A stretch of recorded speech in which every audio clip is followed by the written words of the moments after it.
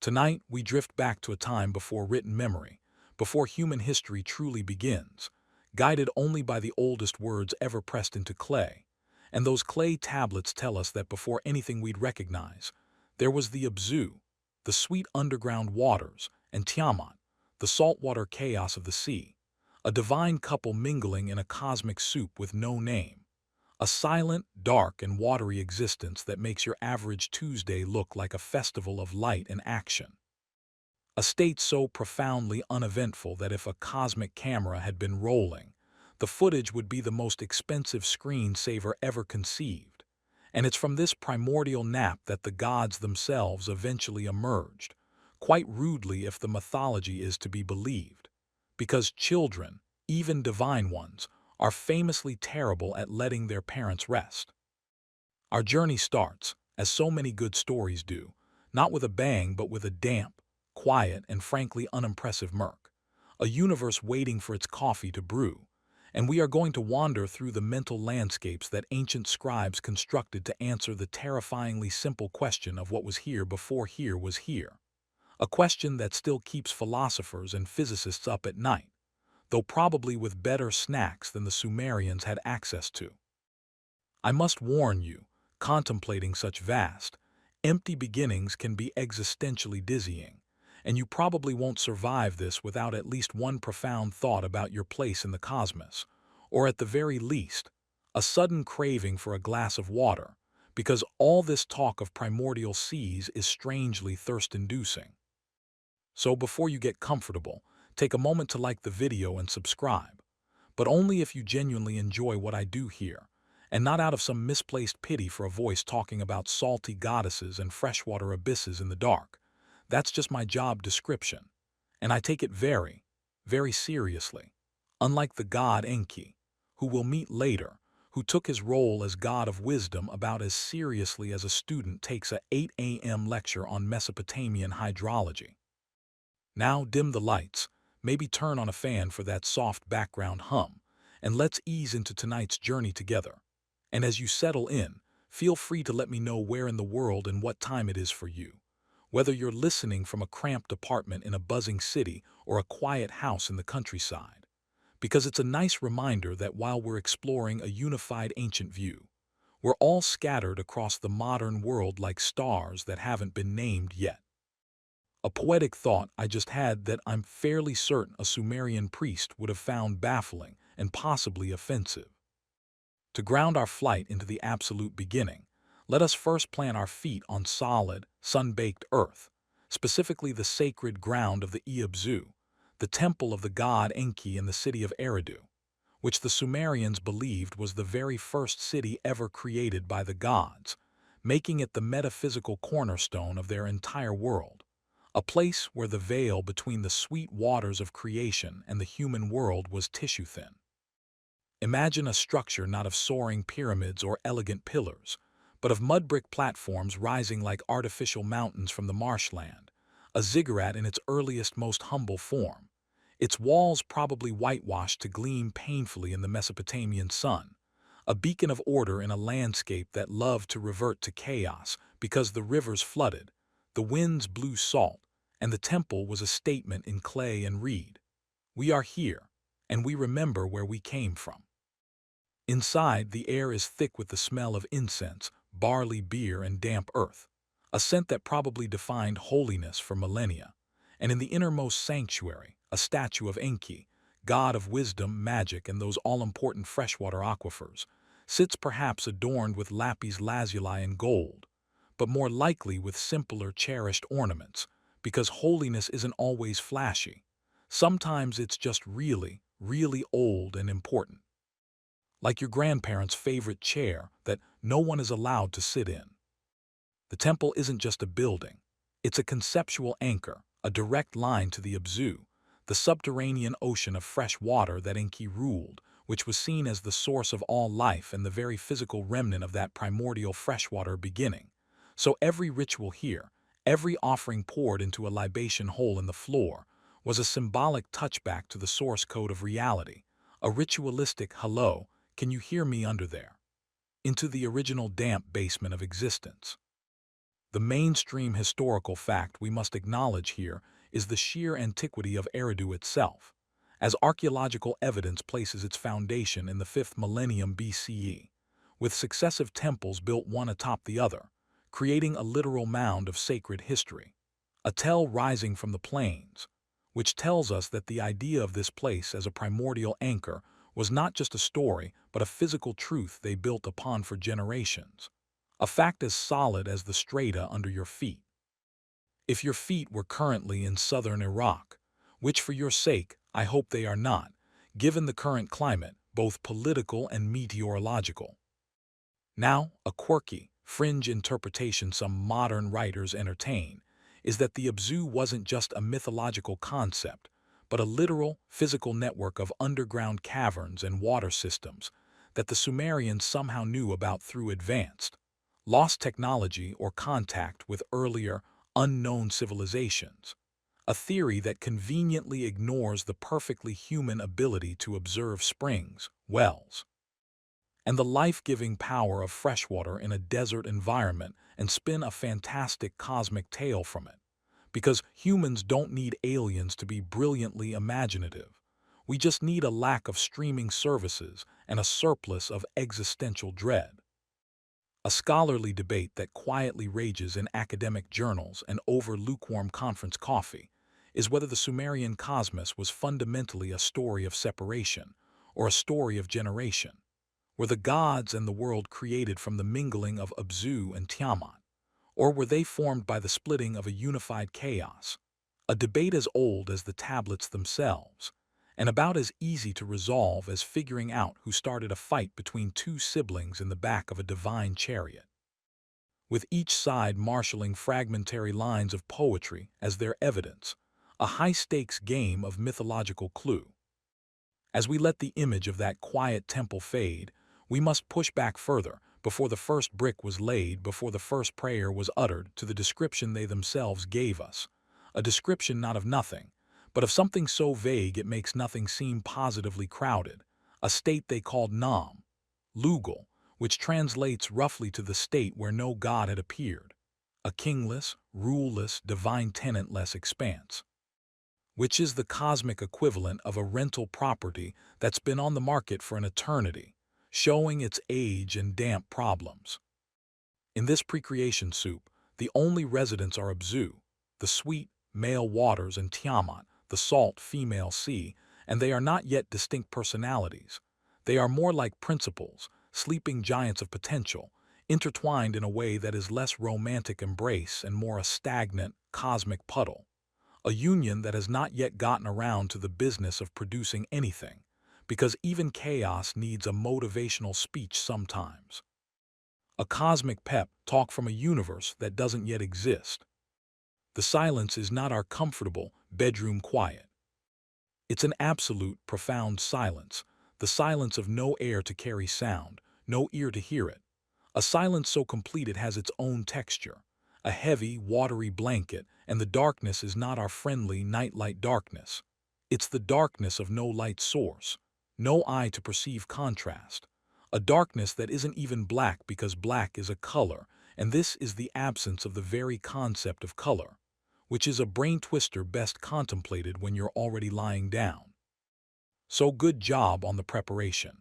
It's within this cozy, dreadful non-place that the first stirrings happen, not because of a grand design, but seemingly because of an accumulation of stuff, a divine sediment that forms from the waters themselves. And from this sediment, the first generations of gods are born, Lamu and Lahamu, whose names might refer to silt or mud, which is a terribly unglamorous origin story. Imagine introducing yourself at a party. Hi, I'm Dave, I'm a marketing executive. And then a god says, pleased to meet you, I am Lamu. I am essentially the divine equivalent of the gunk that builds up in a poorly drained pond. It has a certain humble charm, I suppose. They in turn give birth to Anshyar and Kishyar, representing the horizons of sky and earth, the first step toward a world with boundaries, with an up and a down. A concept so revolutionary it would take eons more for anyone to appreciate it. Because when you're a brand new horizon god, your social calendar is remarkably empty. just you and your sibling horizon, staring at each other across the void, making small talk about the ongoing lack of weather. And from these horizons comes the big-ticket god, Anu, the sky itself, who then fathers the clever one, Enki, and other figures who will make up the lively, dysfunctional divine family of Mesopotamia,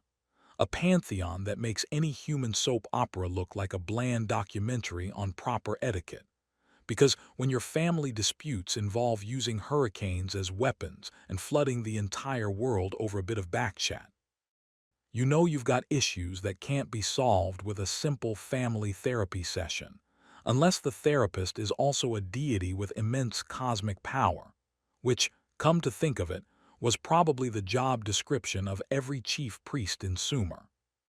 The process is one of emanation, of generation, of things coming from other things because that's what things do in a universe that's just waking up and remembering it has things to do.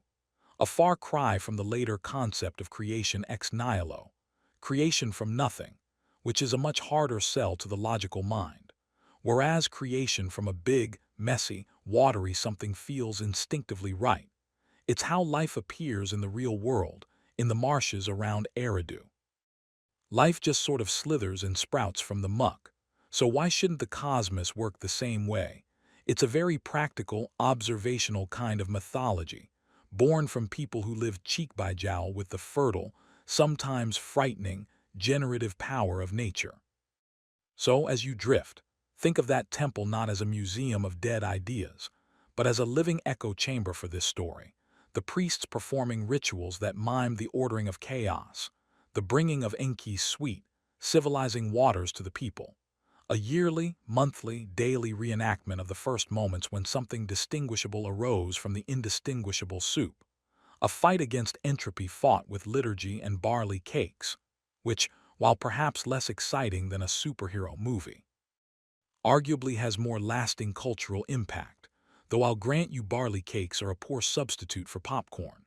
The humor in all this, of course, is that the Sumerians, for all their profound insights, were also practical people, and one can imagine a tired scribe, late at night, pressing his stylus into the clay, writing for the thousandth time about the primordial waters and thinking, why does it always have to be water? Couldn't it have been something a bit less damp? A nice, dry cosmic dust, perhaps, something that doesn't warp the tablet if you spill your beer on it. Because even cosmogonists have bad days and mundane concerns, and the line between the sacred and the sarcastic is as fine as the edge of a clay tablet, liable to crumble if you press too hard. We'll delve deeper into the personality of these primal forces next, but for now, let the image of that dark, quiet, watery beginning fill your mind. A vast, cosmic lull before the storm of gods, a peaceful, if somewhat soggy non-time, and as you sink into your own mattress, perhaps you can feel a kinship with Tiamat, the great saltwater sea, just trying to get some rest before her many grandchildren start making a racket and demanding attention, and plotting to overthrow the peaceful silence. A sentiment every parent or anyone who has ever hosted a loud party can understand on a visceral, cosmic level. Remember, this is all a prelude, the opening credits scrolling over a scene of featureless ocean, and the main feature, full of drama, betrayal, and cosmic violence, is yet to come. But for tonight, we rest in the calm before the storm, in the abzu before the first divine thought bubbled up, a place where your own thoughts can dissolve like a grain of salt in a warm, endless sea, which is a much more pleasant fate than that grain of salt will eventually experience when the gods get to work. But we needn't worry about that for now. We have several more sections of peaceful contemplation before we get to the cosmic dismemberment. So just breathe and imagine the soft, lapping sound of non-existent waves on a non-existent shore. A sound so quiet it's the auditory equivalent of a shadow of a whisper, which is probably what's playing on the divine headphones of the primordial couple, if they had headphones, which they didn't, because the technology for good bass was still several trillion years away. A tragic oversight in the cosmic design, if you ask me.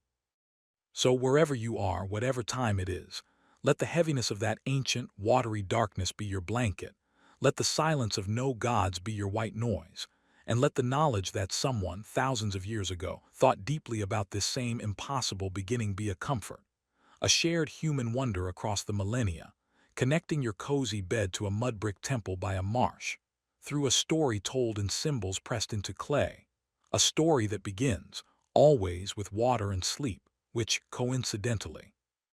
are two things I highly recommend at this moment, as we float on the surface of the deep, before any firmament was called into being, before any land was named, suspended in the gentle, sarcastic embrace of history's oldest bedtime story.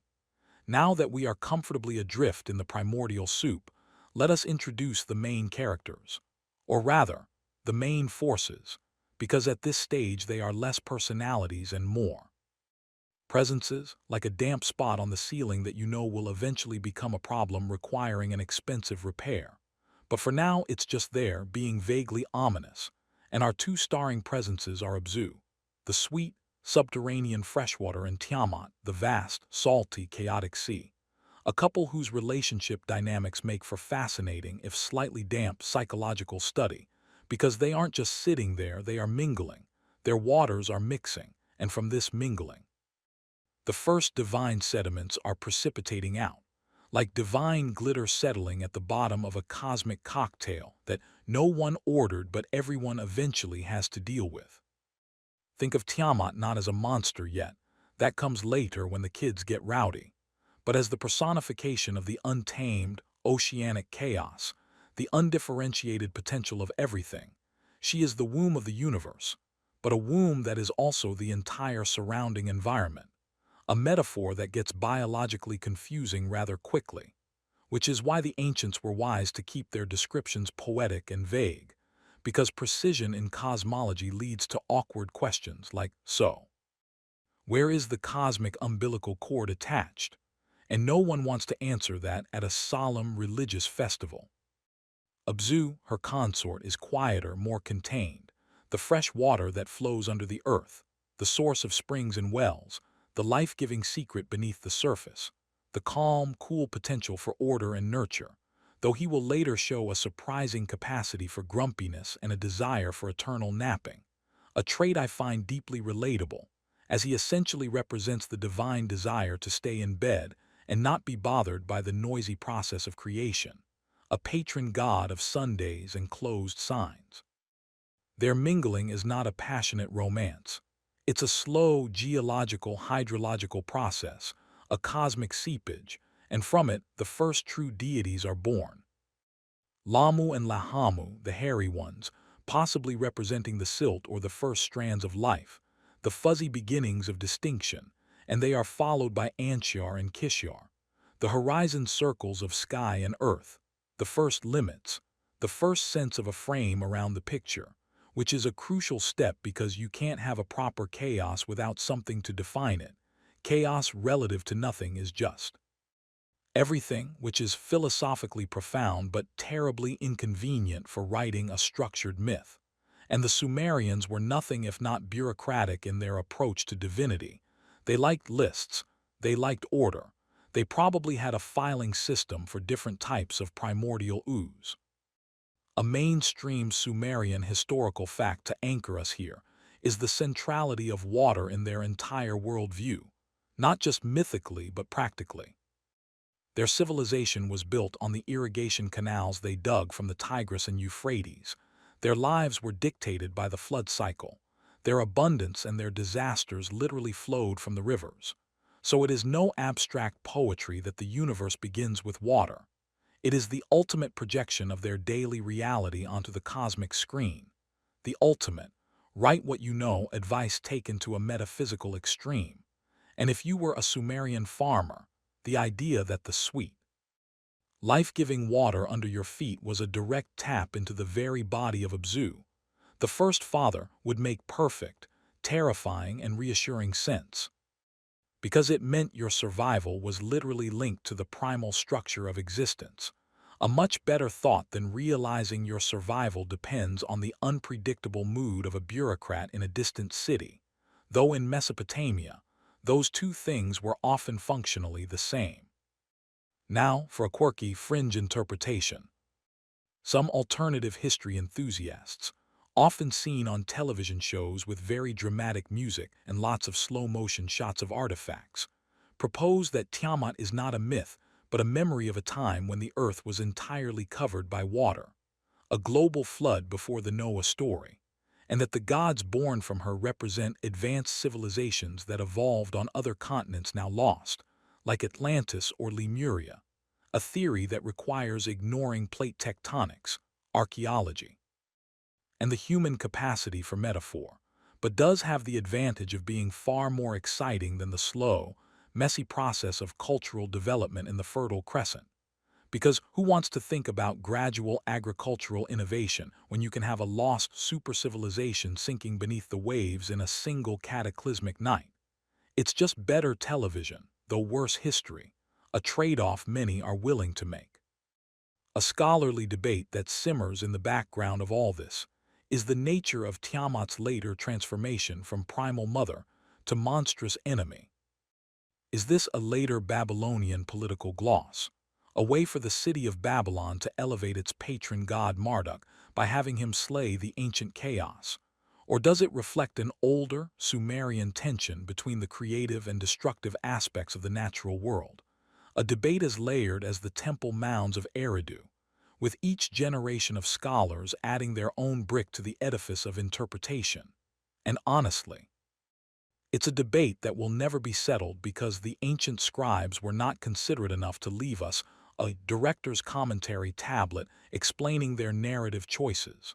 a profound failure of foresight on their part, for which we must forgive them, as they were busy inventing writing and worrying about floods, two very time-consuming activities. As the divine family tree grows, with Anu sky being born from the horizons, and Enki wisdom water craft from Anu, the original quiet of the Abzu Tiamat do is shattered. Because gods, like children, are inherently noisy. They have ideas, they have energy, they have disputes over who gets to control which aspect of the not yet created world, and they love to party, which, in a cosmological sense, means they generate light and sound and movement. And this inevitably disturbs the beauty sleep of the original primal couple, specifically Abzu, who finds the constant divine ruckus intolerable, a classic case of the older generation being annoyed by the youthful exuberance of their descendants, a story so universal it probably plays out on every planet that has ever developed irritable progenitor beings and their loud, creative offspring. Abzu, sweet water though he may be, decides the only solution to this noise pollution is cosmic genocide. He wants to wipe out the new gods and return to the peaceful, silent stillness of the good old days, a plan that is at once deeply understandable and profoundly short-sighted, because killing your entire family to get some quiet is generally considered an overreaction, even in the most dramatic of mythologies, and it's a plan he brings to Tiamat, expecting her support.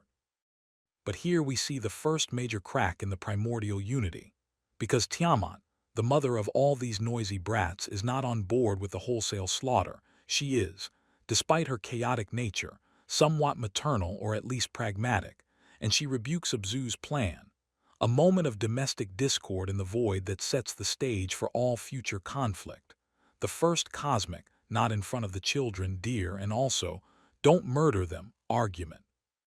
The clever god Enki, however, gets wind of this plot, because he is the god of wisdom and cunning, which in any pantheon is code for the one who finds out everyone's secrets and uses them to his advantage.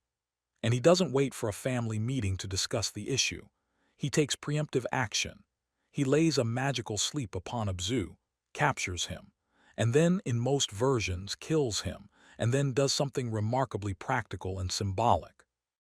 He builds his temple, the Abzu, right on top of the subdued body of the sweet water god, effectively turning the primal father into the foundation stone of his own house of order, a move that is equal parts brutal, brilliant, and utterly pragmatic, a real estate decision with cosmic implications, like buying a house and discovering the previous owner is peacefully sleeping, but also conveniently powering your well. It's a bit dark, but you can't argue with the utility. This act is the first real act of creation through violence, a theme that will echo through Near Eastern mythology and beyond. The idea that order is not born from gentle agreement, but from imposition, from a younger generation subduing or slaying the older one.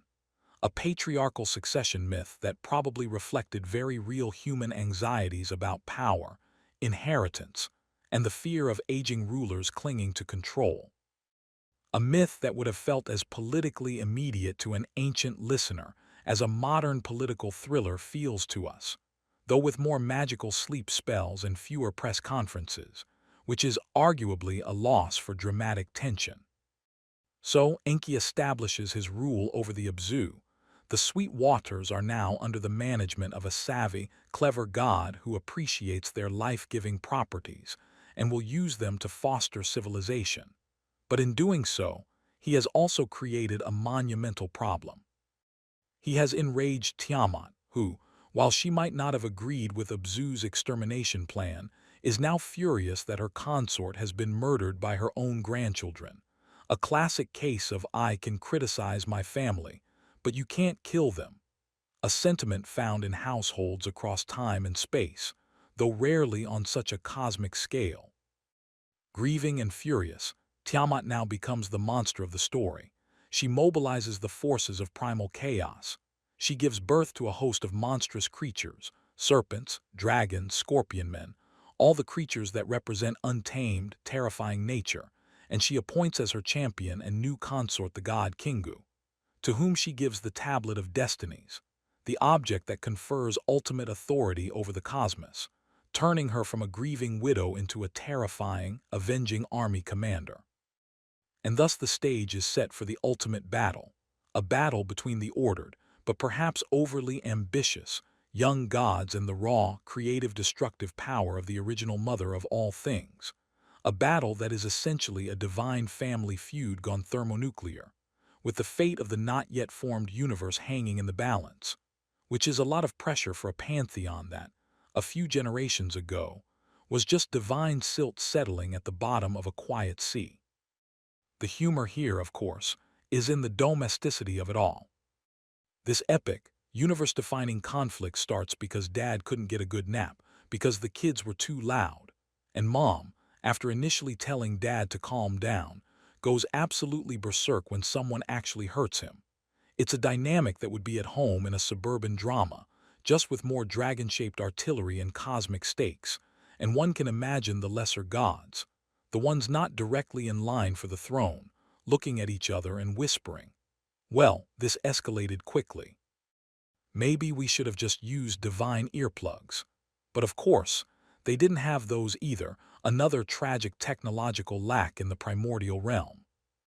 As you sink deeper into your pillow, imagine the mustering of these forces, not with the blare of trumpets but with the deep groaning sound of oceanic currents stirring, the slither of scales in the dark deep, the slow, inevitable movement of a storm gathering over an endless sea, a sense of impending drama that even the darkness cannot contain,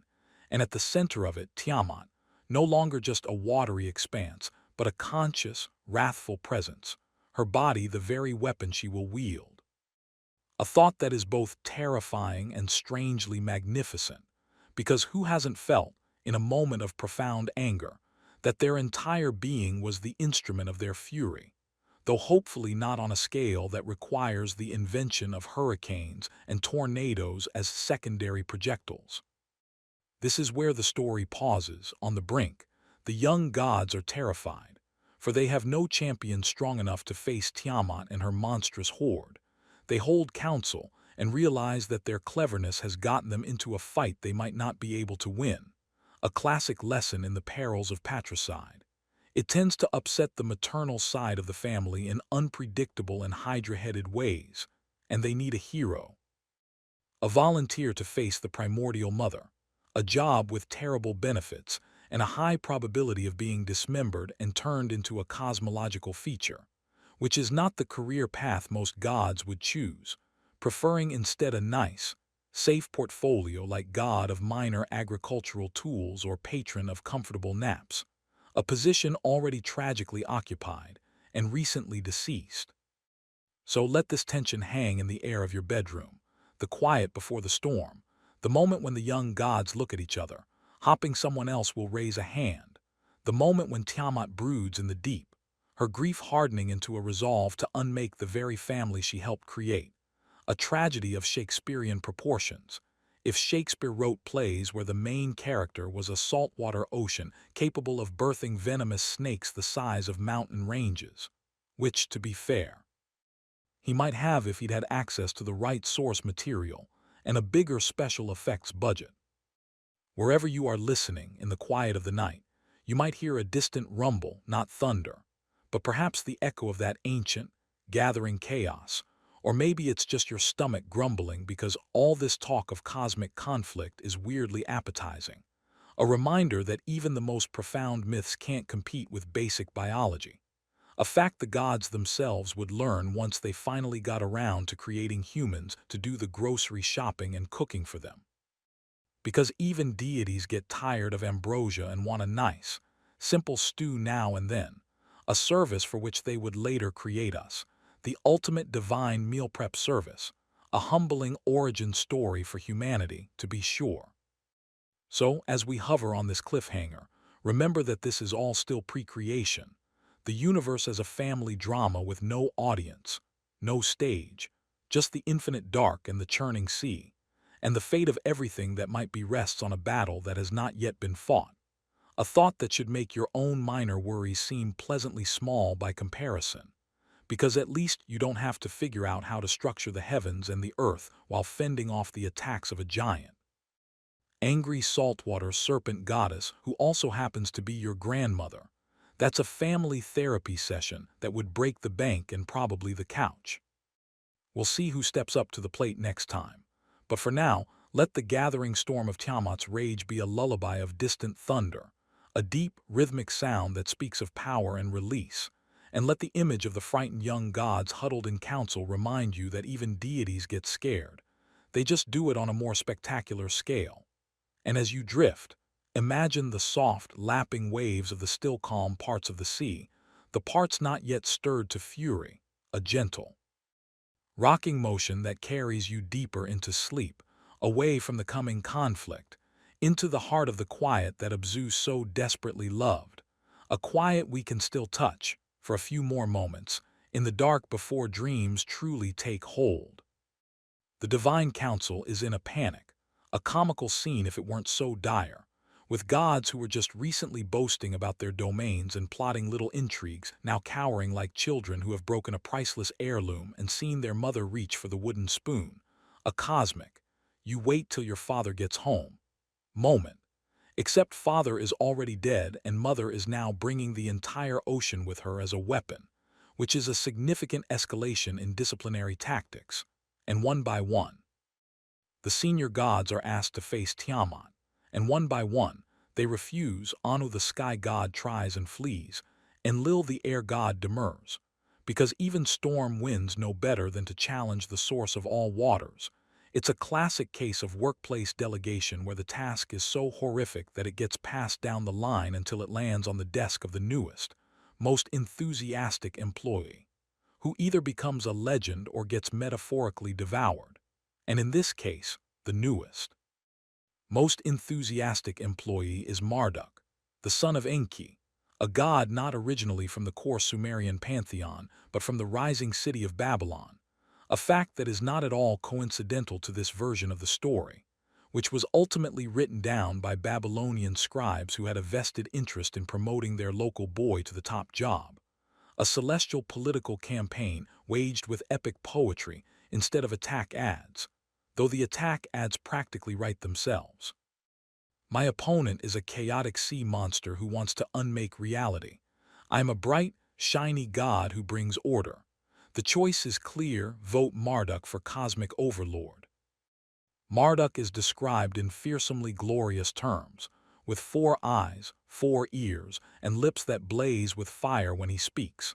A design that seems like overkill until you remember he's about to fight an army of primordial nightmares. And in such situations, you can't have too many sensory organs or fiery accessories. It's just basic tactical preparation, and he agrees to be the champion, but on one condition. If he succeeds, The assembled gods must make him their supreme, unquestioned king, granting him the authority to establish destinies and rearrange the cosmos as he sees fit. A bold power grab disguised as a public service. A move that would make any ambitious corporate raider nod in approval. Because nothing says team player like demanding absolute dictatorship as a reward for cleaning up a mess you didn't directly create. Though to be fair, his grandfather did start the mess by murdering the original nap enthusiast. The gods, desperate and terrified, agree immediately. They hold a feast. They get him roaring drunk on divine beer. They bestow upon him the symbols of kingship, scepter, throne, and royal robe. And they give him an arsenal of weapons that would make any arms dealer weep with joy. A bow, a mace, a net held by the four winds, and 7 uniquely terrible storms as his chariot team, and thus fortified by ceremony, alcohol, and superior firepower.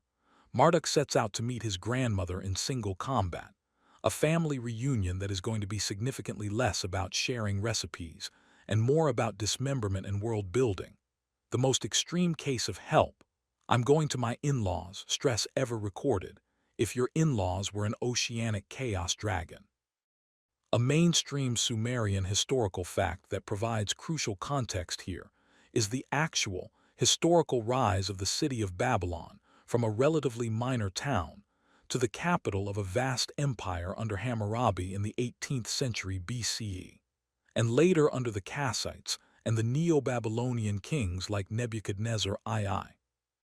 This political ascent is directly mirrored in the mythological ascent of Babylon's patron god Marduk, as captured in the Babylonian creation epic, the Enuma Elish, which was recited during the New Year festival to reaffirm the king's and the gods' rightful rule, a perfect example of myth being used as ideological bedrock for state power. A story that says, "Our city is supreme because our God established the very order of the universe by winning a cosmic wrestling match." Which is a more compelling origin story than "we won a few battles and have a good tax collection system," though both are probably true. Now, a quirky, fringe interpretation, often found in books with shiny covers in the ancient astronaut section, suggests that the battle between Marduk and Tiamat is not a myth, but a garbled memory of a cataclysmic astronomical event, perhaps a comet or asteroid impact, with Tiamat representing a hypothetical planet that was destroyed in the early solar system, creating the asteroid belt, and Marduk being another celestial body that caused the destruction. A theory that bends astronomy, physics, and textual analysis into a pretzel, but has the virtue of sounding incredibly cool and science-wise, allowing people to say things like, "The Epic of Gilgamesh is basically an instruction manual for alien contact," with a straight face, usually while standing in front of a blurry photograph of a cuneiform tablet.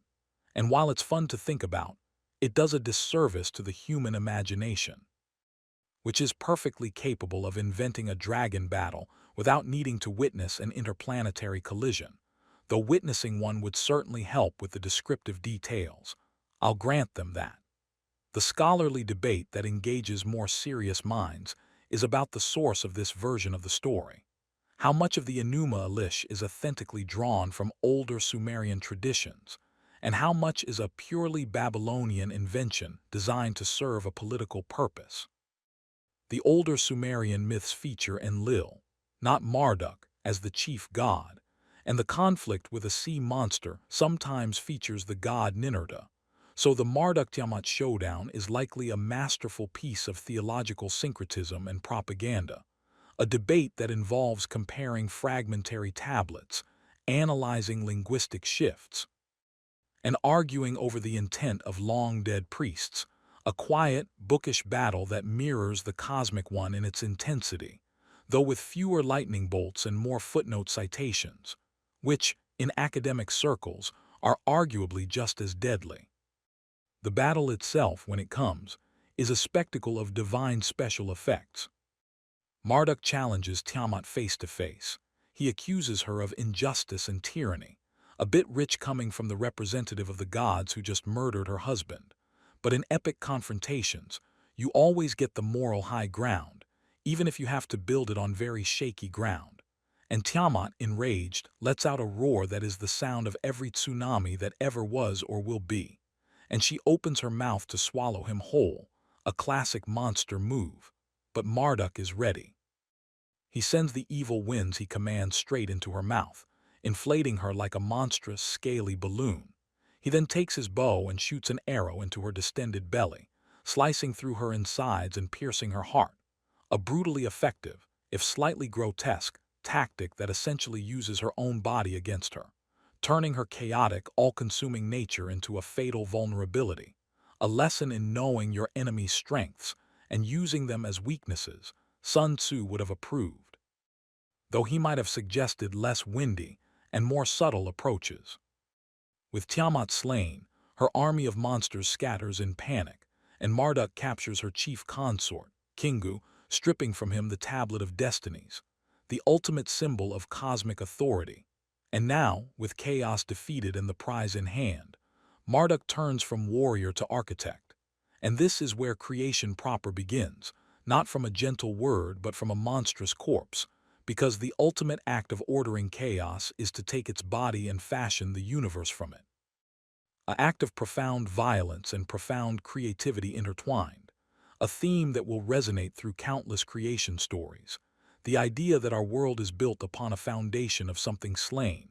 a sacrifice made at the dawn of time, which is a heavy thought to carry into your dreams, but also a strangely common one, as if humanity intuitively understands that existence has a cost, even if that cost was paid by a giant saltwater dragon goddess in a time before time. Marduk stands upon the floating, dead body of Tiamat, and he splits her in two like a gigantic cosmic shellfish. With one half of her carcass he creates the dome of the heavens, which he stations guards to hold in place, lest her waters leak through. And with the other half he creates the earth, the mountains forming from her breasts, the Tigris and Euphrates flowing from her eyes, the clouds from her spittle, a thorough and efficient use of all available materials. A divine upcycling project on a scale never before attempted, and he establishes the celestial rhythms, the phases of the moon, the seasons, the orbits of the stars, all to mark time and impose order. He sets the great gods in their stations. He builds Babylon as the earthly mirror of the cosmic order. And finally, to serve the gods so they can relax, he creates humanity from the blood of the executed Kingu, mixed with clay. A workforce born from the essence of a rebellious god and the dust of the earth, destined to toil so the deities can enjoy their eternal leisure. A origin story that is less, we are made in the image of God, and more, we are made from the spare parts of a criminal to handle divine chores. Which explains a lot about the human condition, our propensity for both rebellion and hard work, and our deep-seated feeling that we were meant for something more than just fetching divine coffee. Though that is apparently our primary cosmic function, the humor here is dark but present. Imagine the other gods watching this, first with terror, then with relief, and then with awe as Marduk starts literally carving up the universe like a master butcher preparing a divine feast, assigning roles and places, and one can't help but think some junior god might have whispered, "Well, he's certainly decisive. I just hope he doesn't decide my domain is, say, the inside of Tiamat's left molar that seems like a poor posting." Because even in the midst of creation, there is office politics and worry about celestial real estate, a constant in any large organization, divine or mortal. And so, from the silent, peaceful pre-creation soup, we have arrived at a fully ordered cosmos, with a hierarchy, a purpose, and a somewhat grumpy workforce of humans, all born from a sequence of family dysfunction, murder, revenge, and a spectacularly violent battle. A story that manages to be both profoundly grand and hilariously petty, a hallmark of the best mythology because it reflects life, which is also a mix of the grand and the petty, often in the same moment. Like trying to contemplate infinity while also remembering you forgot to take the trash out, a duality the ancients understood well. As you lie there, imagine the newness of that first ordered world, the heavens still damp from their making, the the stars freshly polished and set in their courses, the earth settling into its shape with the creaks and groans of a new house, and the first humans, molded from divine criminal blood and dirt, looking up at a sky that is literally the halved body of a slain goddess, wondering what their job benefits are and whether they get weekends off, questions that would not be answered for millennia, and even then, unsatisfactorily. This narrative, the Enuma Elish, was not just a story. It was a tool of state power and religious ritual, recited to reaffirm the world's order at the new year, to remind people that chaos is always at the door, held back only by the king who is Marduk's representative, a powerful piece of ideology that justified the social hierarchy, the temple's demands, and the king's authority, all wrapped up in a thrilling tale of dragon slaying, which is a much more effective way to secure your tax base than just publishing a dry edict. A lesson modern governments have perhaps forgotten, to their detriment. Imagine if tax forms came with an illustrated epic of bureaucratic heroism. Compliance might be higher, though probably not. So, as the created world spins into its first night, let the weight of that new sky, made from a monster's back, press gently upon you. A reminder that the ceiling above your bed is a distant echo of that first firmament, and let the quiet of the night be the ordered quiet of a system at rest, not the empty quiet of the precreation void. A quiet earned through cosmic struggle, a quiet that contains within it the memory of tempests now tamed into breezes, of chaos now structured into dreams. And as you cross the boundary from waking to sleeping, you are reenacting in a tiny way the journey from the formless Tiamat to the structured cosmos of Marduk, your thoughts becoming less chaotic, settling into the narratives of dreams, ordered by the unseen architecture of your mind, a personal creation myth every single night. And with that pleasantly pompous thought, we can let the story rest. The universe is made, the gods are in their places, humanity is at work, and we, the listeners, are free to float in the ordered dark, perhaps wondering what happened to the poor, sleepy Abzu, whose desire for quiet ultimately led to all this noisy, glorious creation, an irony so thick you could build a ziggurat from it, a final joke from the cosmos on the very concept of peace and quiet, which is now, and forever, a fleeting thing found only in moments like this in the dark between thoughts, before sleep finally takes the helm and steers you into your own personal, nightly Abzu. With the cosmos now structured like a well-run, if tyrannical, corporation, we must pull our focus back from the grand Babylonian epic and peek into the quieter, older corners of the Sumerian mind. Because before Marduk took credit for the cosmic renovation project, the Sumerians had their own, often more nuanced and less violently decisive,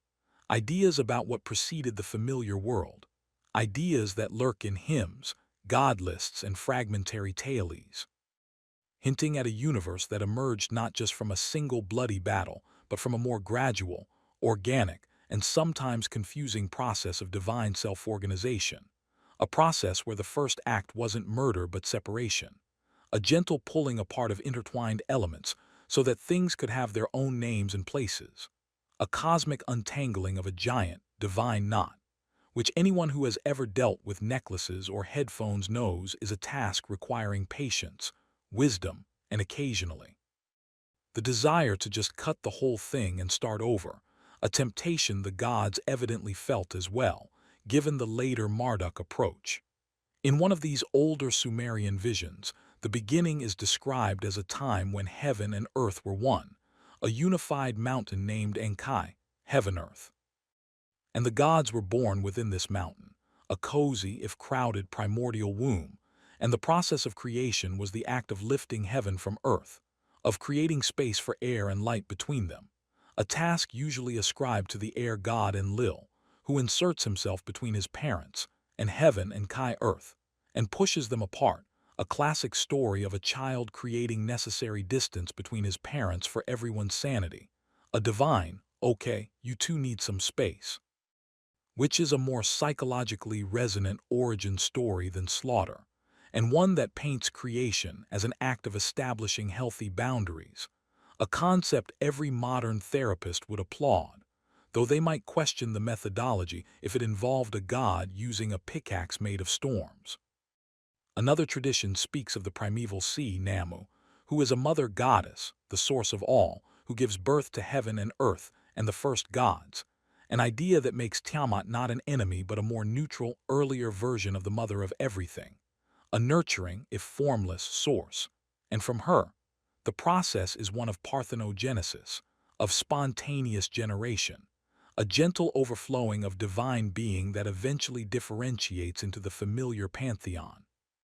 A process less about conflict and more about abundance, like a cosmic spring that just keeps bubbling forth new and interesting forms of divine life, which eventually have to figure out who does the dishes in the celestial household, a mundane problem that leads to the creation of humanity, because even gods hate chores. A mainstream Sumerian historical fact essential here is the discovery and translation of the Sumerian king list, a fascinating document that blends myth and history, tracing kingship from a time before the flood, when kings reigned for tens of thousands of years, down to more historical dynasties, and it begins with the statement, when kingship was lowered from heaven, establishing the idea that order, specifically political order, was a divine gift bestowed after the basic cosmic order was established, a separate layer of creation focused on human society. And this list, while not a creation myth per se, extends the narrative of ordered beginnings right into the human realm, providing a seamless link from the divine separation of heaven and earth to the founding of the first cities like Eridu, Ur, and Uruk, a connective tissue of legitimacy that every subsequent ruler desperately wanted to be part of.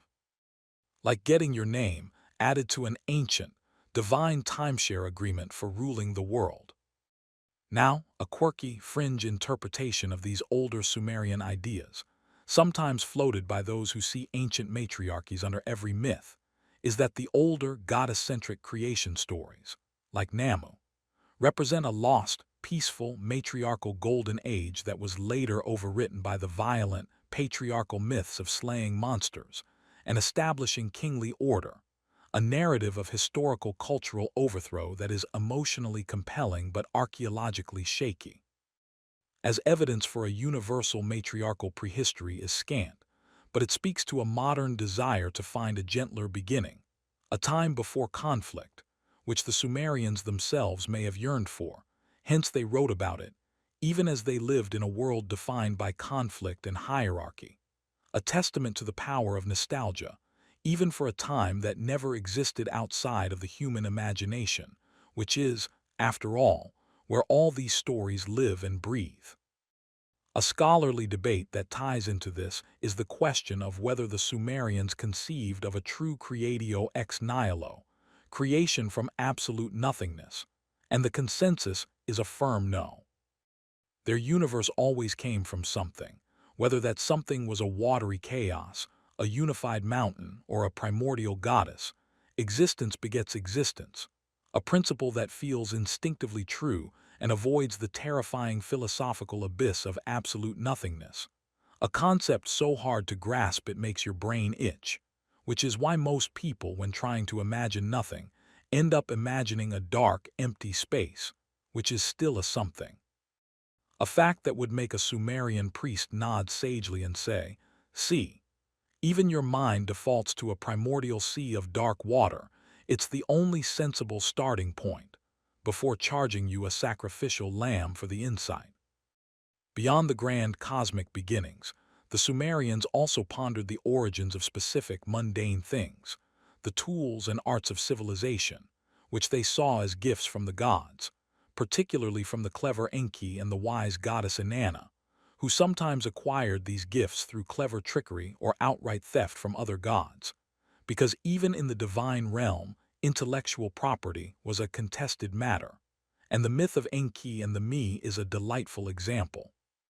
Where the Me are the divine decrees or fundamental concepts that underpin civilization, things like kingship, priestly office, music, metalworking, even the art of prostitution, and they are initially held by Enki and his watery Abzu, until Inanna, the ambitious goddess of love and war, visits him, gets him drunk,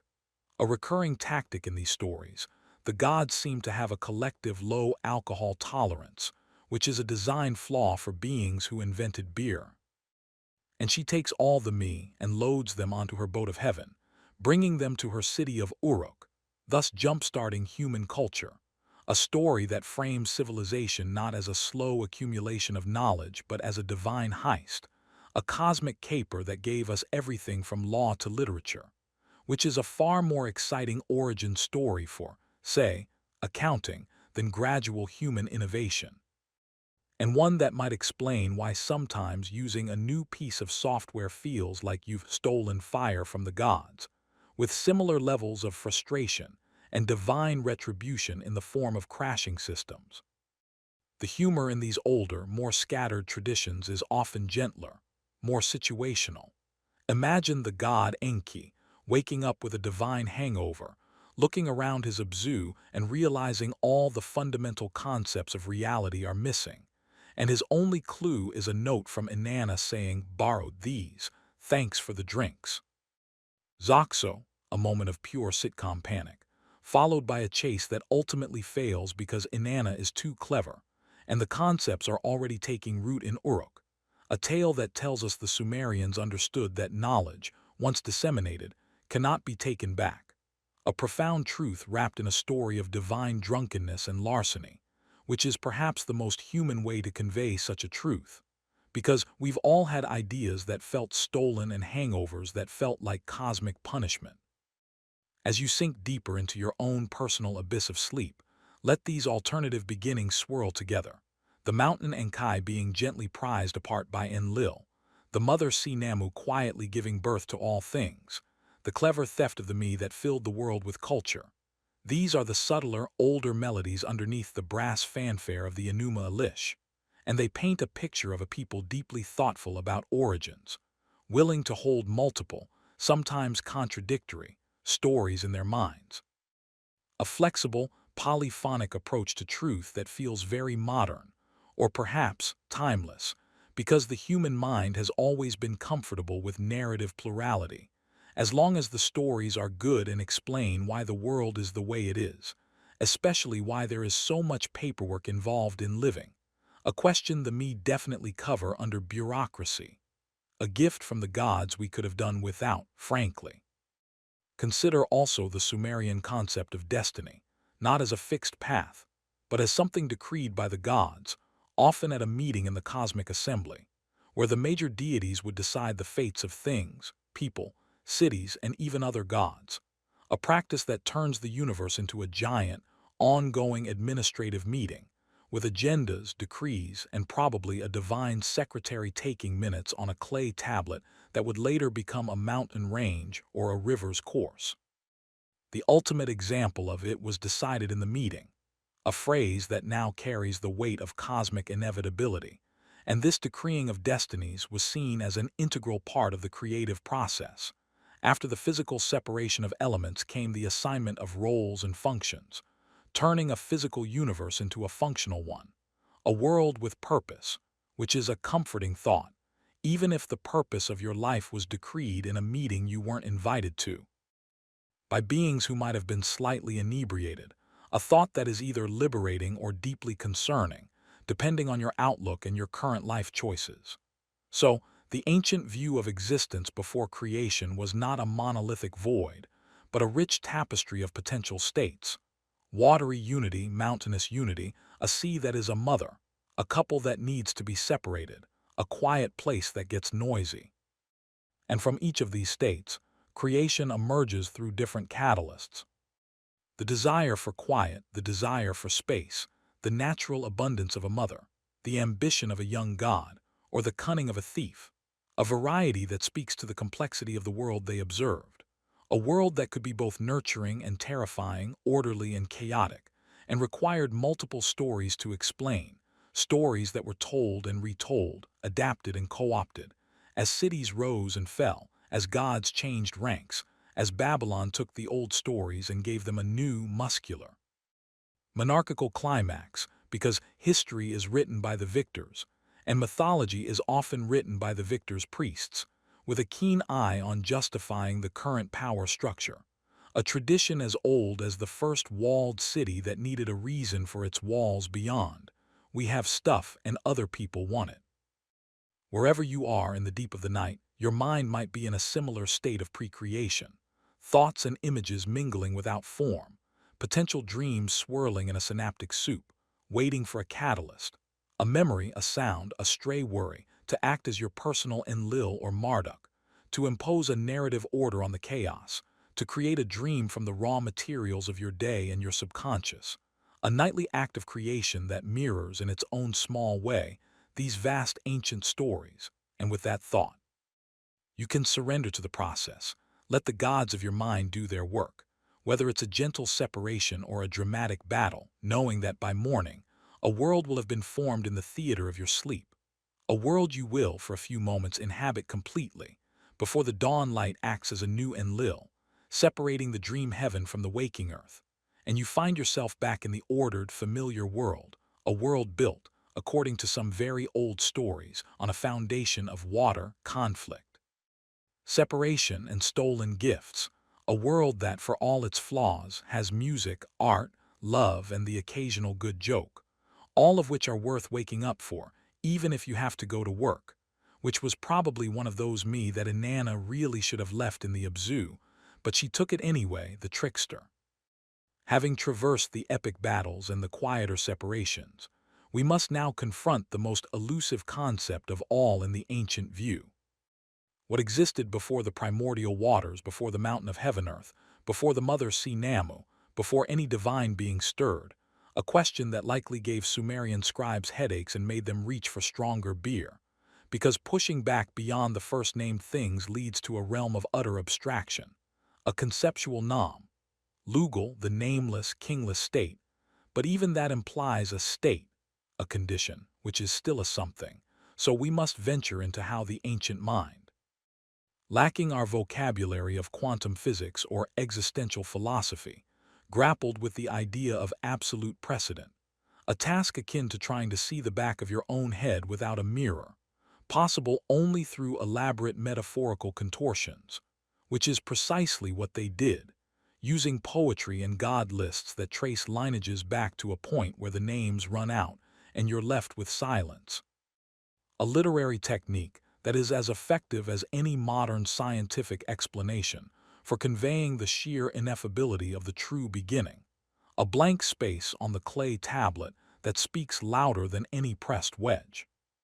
Some texts imply a time of only the Apsu and Tiamat as uncreated, eternal principles, but others, like the theological musings embedded in god lists, attempt to trace a lineage back to a single, ultimate source, sometimes called Namu, the primeval sea, but even she is described as the mother, the first one, the womb of the gods,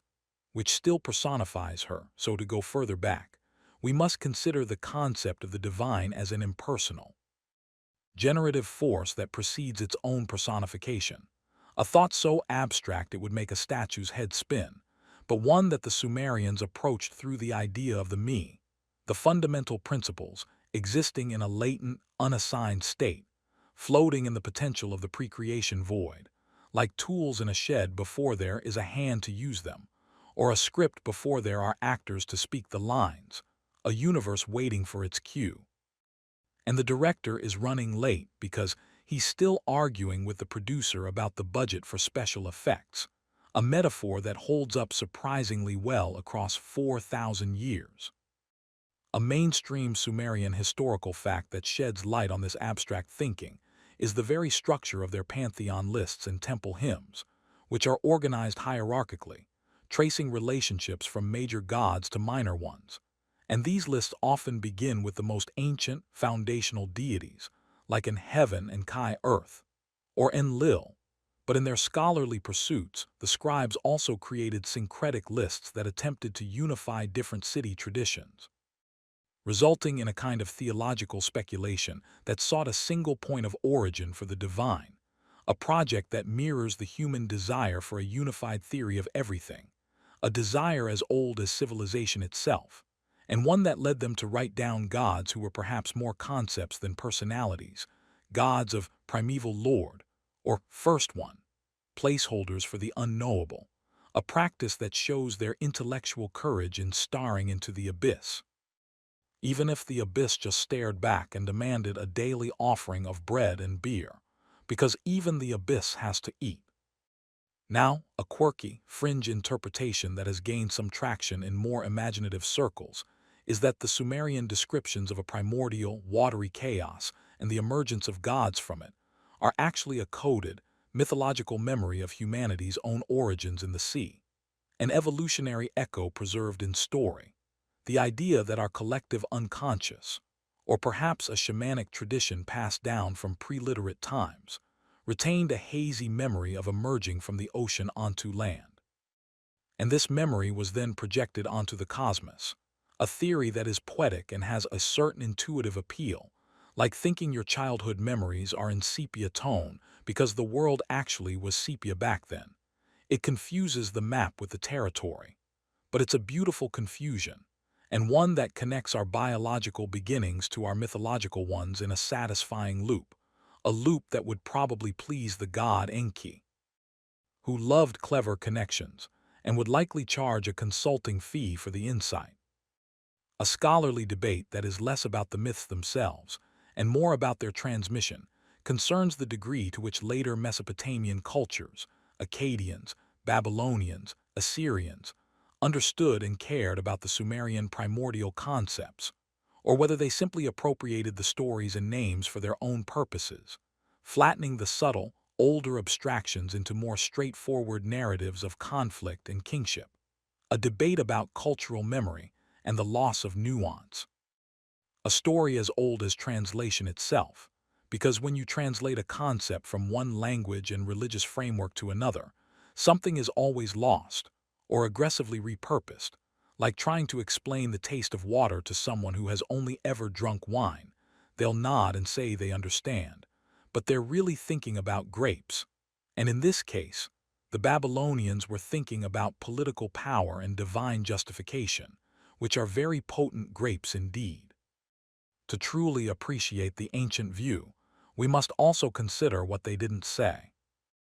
There is no concept of a void of absolute nothingness as a positive state, no creatio ex nihilo as a deliberate act by a solitary supreme being. The universe is not made from nothing. It is organized from pre-existing eternal stuff, and the gods are part of that stuff. They emerge from it, they shape it, they rule it, but they are not its external creators. They are its internal managers, promoted from within, a very Mesopotamian view of promotion, involving merit, cunning, and sometimes patricide, but still, an internal affair, which makes the cosmos feel like a family business, because it literally is, a business that deals in realities and destinies, with a board of directors that meets in the divine assembly and a middle management of gods who sometimes go on strike or steal from the supply closet, which is why humans were created, to be the interns who do all the work without complaining, though we've been complaining since day one. A trait we probably inherited from Kingu's rebellious blood. The humor in contemplating the pre-abstract is, of course, meta-humor, the joke of trying to talk about something that by definition defies description, a verbal dance around a silent center, which is what I'm doing right now, and what the ancient scribes were doing, and we're all in on the joke, because the moment you name it, you've lost it. But you have to try, because not trying is even more terrifying. So we say the nameless, kingless state, and give it a name, Nam, Lugal, which is like calling your dog no dog. So you can talk about him. It's a clever linguistic trick that allows the conversation to continue. A conversation that has been going on for millennia, from Sumerian temple schools to philosophy departments to this very bedroom, where we are using words to try and conjure a state before words. A paradox that is the engine of all mythology and much of philosophy, and it's a paradox that is best contemplated when you're warm, horizontal, and not required to do anything about it, because the pressure to resolve it is minimal, allowing you to simply enjoy the dizzying spiral of the thought itself, like a mental roller coaster that goes in a perfect, contented loop. So, as we near the end of our exploration of the ancient view, let's synthesize. Existence before creation was, to the Sumerians and their cultural heirs, a form of potential being, often watery, often dark, often quiet, containing within it the principles of sky and earth, male and female, sweet and salt, order and chaos intertwined. And the act of creation was the act of separating these, of giving them names and functions, a process that could be gentle or violent, but was always a move from undifferentiated unity to differentiated plurality, from a silent, cosmic MMM to a loud, argumentative conversation among gods, which eventually necessitated the invention of humans to be the audience, the laborers, and the complainers, completing the system, a system that, for all its bizarre details, feels oddly familiar, because it mirrors our own experience of growing from a unified, quiet infancy into a noisy, complex adulthood with responsibilities and conflicts. And perhaps that is the deepest truth of these myths. They are not about the cosmos out there, but about the cosmos in here, in the human psyche, projected onto the stars and the seas. A grand, beautiful, sometimes terrifying self-portrait of a civilization trying to understand itself and its place in the overwhelming mystery of being. Wherever you are in the quiet heart of the night, you are at the center of that mystery, a living piece of the created order, born from stories of water and conflict, separation and theft, destined to dream dreams that might, in some small way, add to the ongoing creation of your own world. And with that pleasantly inflated sense of self-importance, you can finally let go, release the threads of thought, and sink into the personal abzu of your own subconscious, where the primordial images swim and the first gods of your dreams are just beginning to stir, eager to perform their nightly myth for an audience of one, a performance that requires no tickets, only surrender and maybe a comfortable pillow, which is a technological advance the Sumerians sadly lacked, though they probably used sturdy rolls of cloth, a poor substitute for memory foam. But they made do, as humans always do, building civilization from whatever they could get their hands on, including the fundamental concept of a good night's sleep, which I hope you are now seconds away from achieving, as the last words of this section dissolve into the hum of your fan or the distant sound of a car, modern echoes of the 7 storms that pulled Marduk's chariot, tamed now into the background noise of your ordered, comfortable world. And so we arrive at the gentle shore of this lengthy, meandering voyage through the ancient dark, having floated on the primordial waters, witnessed the divine family squabbles, hidden from the monstrous army of a wrathful mother, and marveled at the architectural prowess of a god who turned a dragon's corpse into a habitable universe.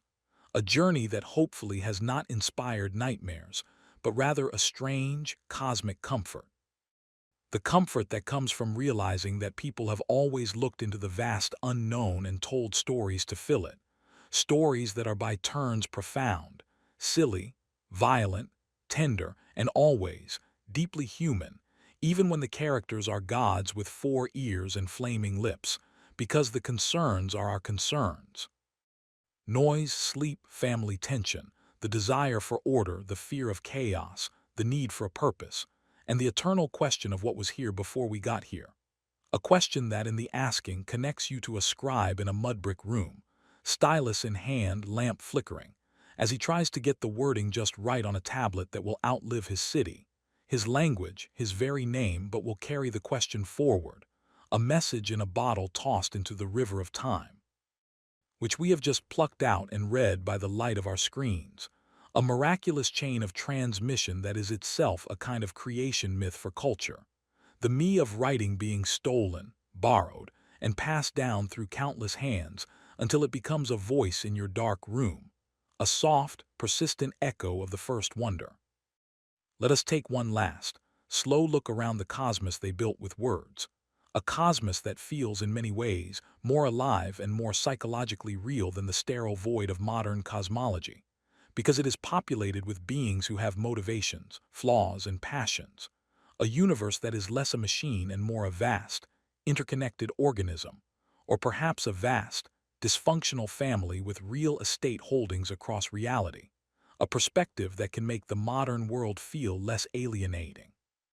Because if the universe is fundamentally a family, then its quirks and injustices are familiar, They are things we know how to navigate, or at least complain about. A skill humanity has perfected over the millennia since Kingu's blood was first mixed with clay to make us complainers in chief.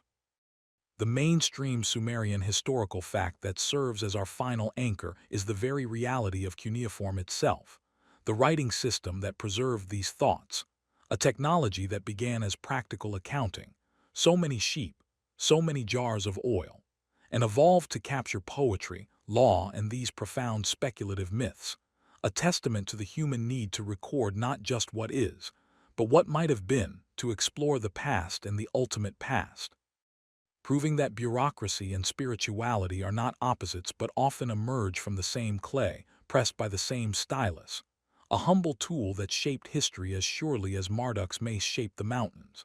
And the survival of these tablets, buried for millennia, then dug up, baked, pieced together, and translated, is a story of endurance that rivals the myths themselves, a tale of fragile clay outlasting empires, waiting in the dark earth to speak again, which it does.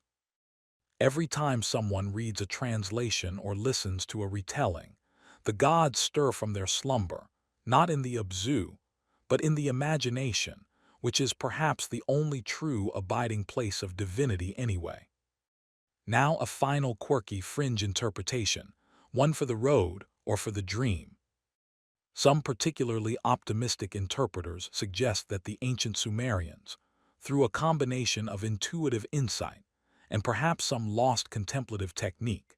actually perceived fundamental truths about the nature of reality that align with certain interpretations of quantum physics or holographic universe theory, that the primordial waters are a metaphor for the quantum foam. The separation of heaven and earth mirrors the symmetry breaking after the Big Bang. And the me are the fundamental laws of physics, an interpretation that is, to put it mildly, generously anachronistic, but serves a beautiful purpose. It creates a bridge across time, making our oldest stories partners in our newest scientific explorations.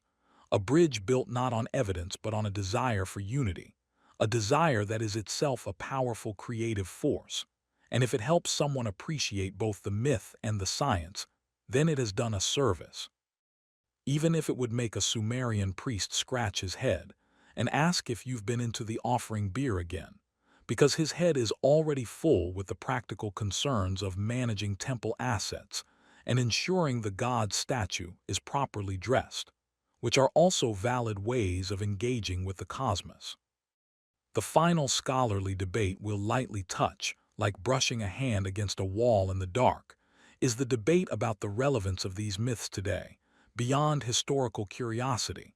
Are they dead stories, museum pieces, or do they still have power to shape how we see the world?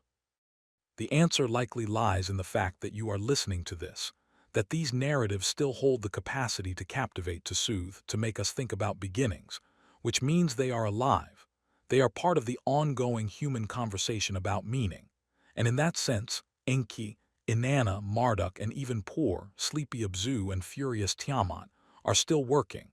Their domain is now the human psyche and culture, and their offerings are the stories themselves, which we consume not with literal sacrifices but with our attention and imagination, a much cleaner transaction, though perhaps less flavorful than roasted meat. As your awareness begins to soften and fray at the edges, ready to be woven into the fabric of sleep, let the key images return one last time, not as history lessons, but as dream symbols. The dark, quiet waters, the first silt settling, the horizon being born, the clever theft of gifts, the terrible and glorious battle, the carving of the world from a monster's body, the assigning of names and destinies, and finally the creation of humans from blood and clay, toilers with a spark of the divine criminal, capable of both great works and great mischief. A description that still fits remarkably well, which is why the story endures, because it is, in the end, about us. About our place in a universe that is both wondrous and demanding, chaotic and ordered, a universe we are still trying to understand, though now we use telescopes and particle accelerators alongside the old stories, because some questions are so big you need every tool you can get, even if one of those tools is a 4,000-year-old poem about a dragon. So, from the depths of the Abzu to the starry cloak of Tiamat's divided body, we have traveled the ancient map of pre-creation, a map drawn not to scale but to meaning. And now it is time to fold that map, place it under your pillow, and let it guide you into the uncharted territories of your own sleep, where perhaps you will meet your own Lamu and Lahamu, the first fuzzy thoughts of a dream, or feel the gentle push of an Enlil-like force separating today's worries from tomorrow's hopes, or even witness a personal, symbolic battle between order and chaos, resolved in the strange, narrative logic of dreams, a logic that would make perfect sense to a Sumerian dream interpreter, who would probably charge a goat to explain it to you in the morning, a service you thankfully no longer require, because the value of the dream is in the dreaming, not the interpretation, just as the value of the myth is in the telling, not the literal truth. Wherever you are in the world, whatever the hour, the ancient view of existence before creation is now a small part of your own mental landscape. A few new stars in the constellation of your knowledge, stars that were named by people who lived, loved, and wondered under the same sky you will see when you wake. A sky they imagined as a giant, upside-down bowl made from a goddess's ribs, which is a much more interesting thing to think about than exosphere and thermosphere, though both have their charm, I suppose. Thank you for drifting through this long, winding narrative, for lending your imagination to these old gods and older waters, and for allowing a gently sarcastic voice to be your guide through the void, a voice that now signs off, leaving you in the capable, silent hands of sleep, the closest modern equivalent we have to the sweet, quiet Abzu, a state of peaceful potential from which you will create your own world anew each morning, a creator and a creature both, made of stardust and stories, blood and clay, and tonight. Dreams, end of script, sweet dreams.